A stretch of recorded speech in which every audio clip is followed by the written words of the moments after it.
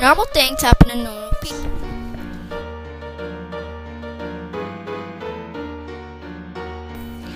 Peculiar things happen to Percy Jackson.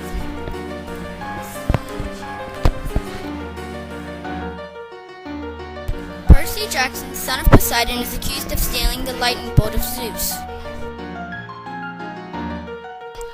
Oh no! Now Percy must venture out with his friends Grover and Annabeth to get the lightning bolt and give it back to Zeus. Imagine encountering Medusa. Obstacles fill the journey, preventing them from doing things.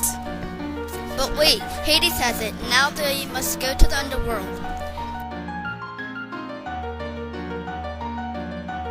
Lava ghosts Everywhere. Such a struggle. Will Percy and his gang get the lightning bolt? Find out in Percy Jackson, the Lightning Thief.